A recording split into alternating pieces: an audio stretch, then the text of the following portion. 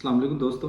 मुझसे बहुत सारे लोग पूछते हैं कि हम चाइना में स्टडी के लिए किस तरह से अप्लाई कर सकते हैं, अप्लाई करने के लिए कौन कौन से डॉक्यूमेंट्स चाहिए होते हैं, अप्लाई करने का तरीक़ेकार क्या है, हमने प्रोफेसर्स को अप्रोच करना है तो किस तरह से अप्रोच करें, और इसके अलावा अगर स्कॉलरशिप गेट करनी है तो किस तरह से उसके ऊपर अप्लाई करना है। मेरी आज की वीडियो बनाने का मकसद भी यही है कि मैं आपके इन सारे सवालों का जवाब दे सकूँ। तो मैं कोशिश करूँगा कि इस वीडियो को जितना शॉर्ट हो उतना शॉर्ट कर सकूं और मैक्सिमम आप लोगों के सवालों का जवाब भी दे सकूं।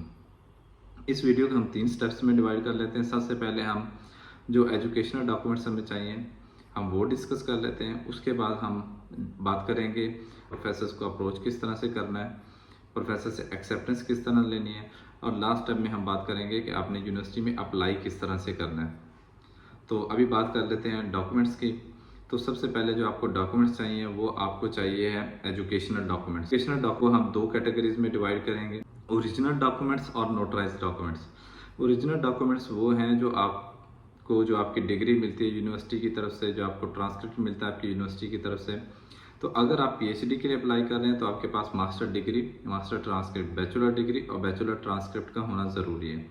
इसके साथ आपको नोटराइज डॉक्यूमेंट भी चाहिए होते हैं। अगर आप चाइना के लिए अप्लाई कर रहे हैं, चाइना से बाहर आप किसी और कंट्री के लिए अप्लाई कर रहे हैं, तो आपको नोटराइज डॉक्यूमेंट की ज़रूरत नहीं होती। तो नोटराइज डॉक्यूमेंट आप किसी भी वकील से जाके अटेस्ट करवा सकते हैं। ये एक वकील का लाइसेंस होता है, तो वो कोई भी ऐसा वकील जिसके पास नोटराइजेशन का लाइसेंस हो तो आप उससे जाकर डॉक्यूमेंट नोटराइज करवा सकते हैं। उसके लिए आपने ओरिजिनल डॉक्यूमेंट्स नहीं लेकर जाने वकील के पास, आपने अपने डॉक्यूमेंट्स की पहले कलर्ड कॉपी करवानी, एक कलर कॉपी करवाएं और उस कलर्ड कॉपी को आपने अटैच करवाना है, ओरिजिनल डॉक्यूमेंट को आपने अटैच नहीं करवाना। उसके बाद जो आपको चाहिए वो है पासपोर्ट, आपकी पिक्चर चाहिए। पिक्चर आपने ब्लू बैकग्राउंड के साथ भी बनवा लेनी है और वाइट बैकग्राउंड के साथ भी बनवा लेनी है, और इसकी स्कैन कॉपी आपके पास होनी ज़रूरी है, क्योंकि कुछ यूनिवर्सिटीज़ आपसे ब्लू बैकग्राउंड के साथ मांग लेती हैं, कुछ यूनिवर्सिटीज़ आपसे वाइट बैकग्राउंड के साथ मांग लेती हैं। उसके बाद जो डॉक्यूमेंट्स आपको चाहिए वो है आपकी सीवी।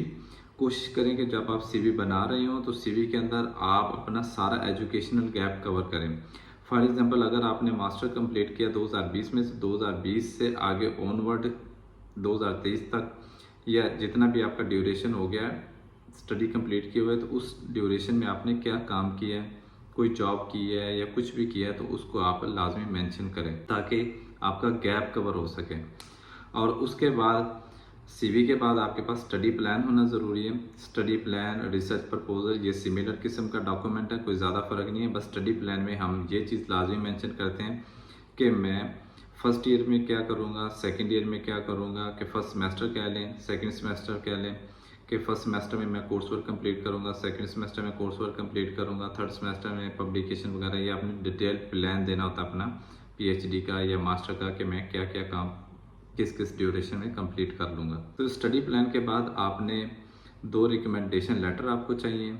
जो रिकमेंडेशन लेटर हैं ये आपने अपने प्रोफेसर से लेने हैं जिनसे आपने पढ़ा हुआ है। अगर आपने मास्टर में किसी प्रोफेसर से पढ़ा है तो आप कोशिश करें कि मास्टर वाले प्रोफेसर से ही रिकमेंडेशन लेटर लें। अगर आप पीएचडी के लिए अप्लाई कर रहे हैं तो बेहतर है कि आप मास्टर वाले प्रोफेसर से रिकमेंडेशन लेटर लें।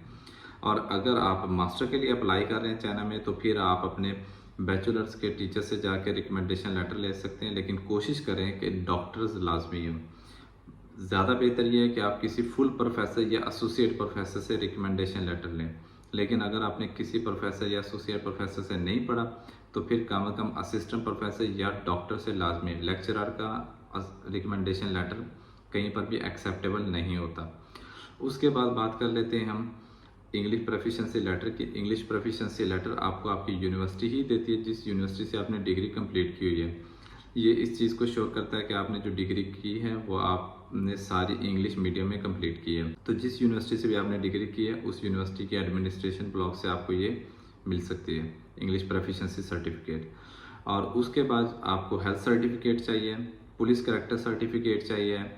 ये पुलिस कैरेक्टर सर्टिफिकेट आपको कचहरी से मिल सकता है। हेल्थ सर्टिफिकेट जो है ये आपको एक स्पेशल फॉर्मेट मिलता है जिस यूनिवर्सिटी में भी आप अप्लाई कर रहे हो। नॉर्मली चाइना के लिए एक ही फॉर्मेट चलता है, तो आपने क्या करना है उस फॉर्मेट को डाउनलोड कर लेना। बल्कि मैं कोशिश करूँगा डिस्क्रिप्शन में इस वीडियो की वो हेल्थ सर्टिफिकेट अपलोड भी कर दूँ, और कोशिश करूँगा कि बाकी डॉक्यूमेंट्स के भी सैंपल अपलोड कर दूँ ताकि यह है कि आपको पता चल जाए कि आपने कौन सा डॉक्यूमेंट किस तरह से तैयार करना है। तो नॉर्मली ये डॉक्यूमेंट्स चाहिए। कुछ लोग पूछते हैं कि हमें मोटिवेशन लेटर चाहिए या कवर लेटर चाहिए।